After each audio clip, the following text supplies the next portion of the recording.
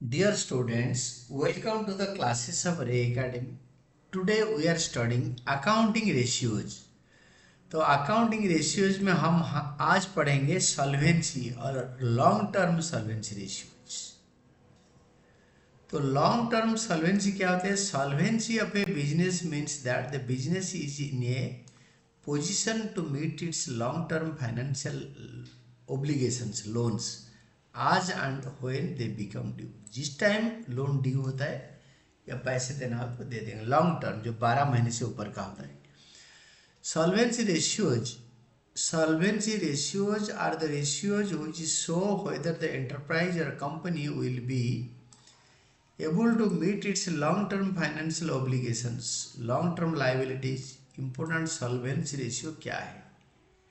तो solvency ratio क्या होता है ना? Solvency ratios show whether the enterprise company will be able to meet its long-term financial obligations.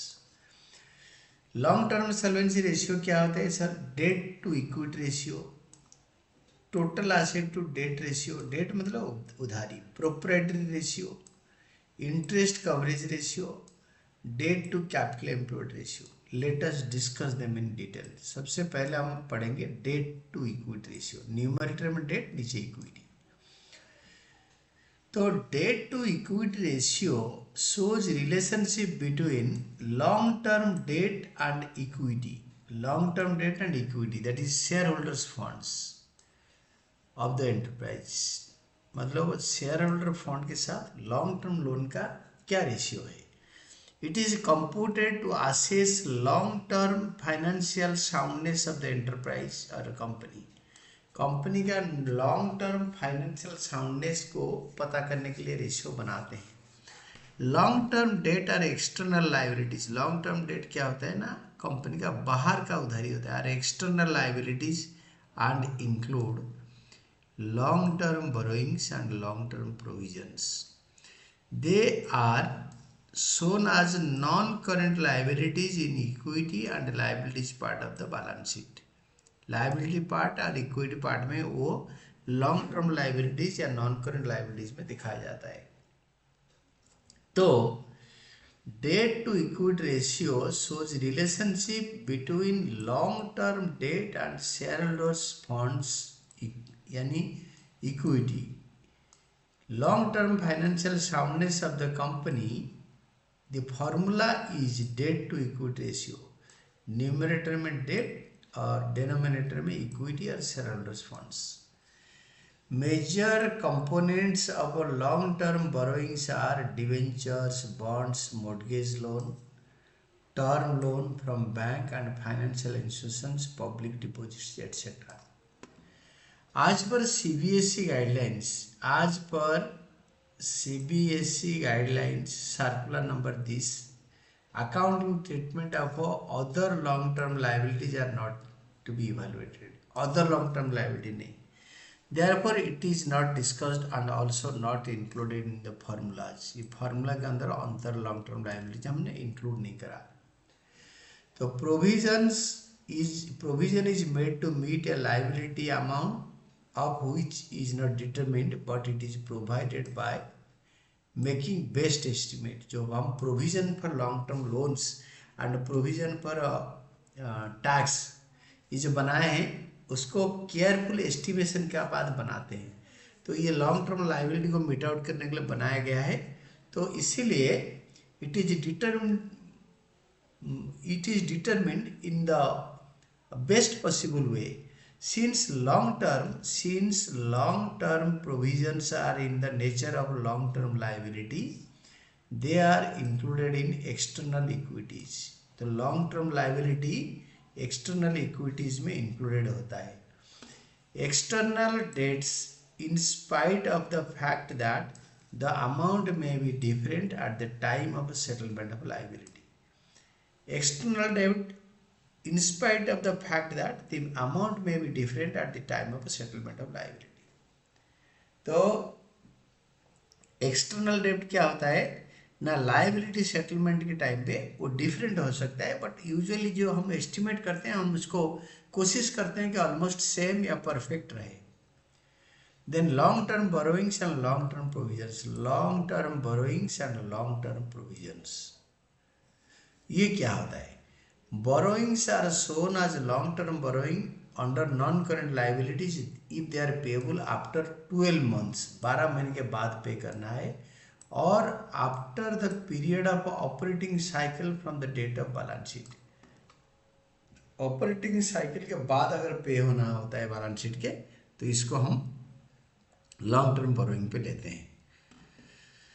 Then borrowings out of long term borrowings, part of long term borrowings payable within 12 months और within the period of operating cycle from the date of balance sheet are shown as short term borrowings under main head current liabilities. Since it becomes a non-current liability, it is not considered in calculating debt to equity ratio.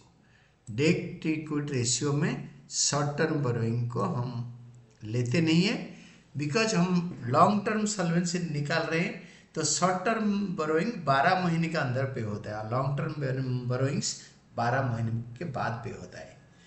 Provisions are shown as non-current liabilities. They are payable after 12 months or after the period of operating cycle from the date of balance sheet. They are also considered in calculating debt to equity ratio because they are long-term liabilities, are external equities of the enterprise. ये enterprise का external liability है.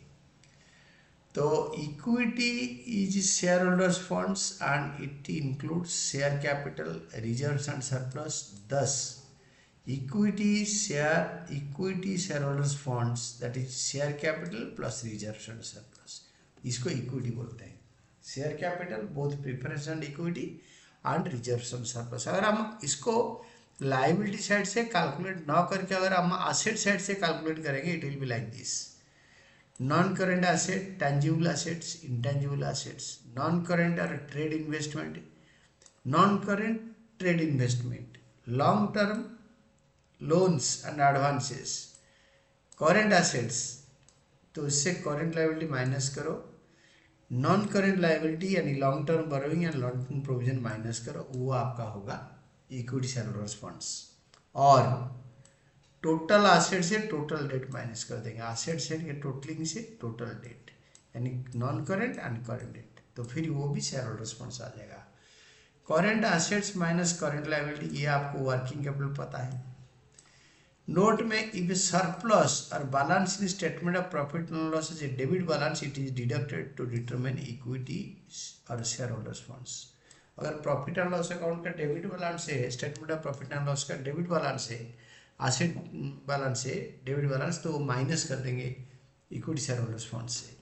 Computation of debt to equity ratio कैसे निकालेंगे? Debt to equity ratio, debt to equity ratio is equal to debt upon equity और equity share holders funds.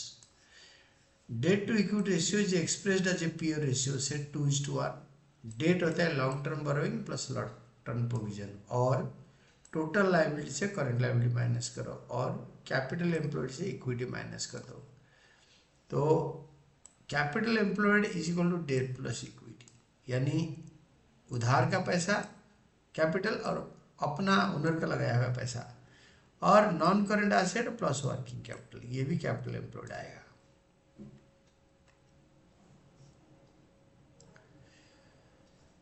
Long-term borrowings are shown in the balance sheet under non-current liabilities and includes debenture.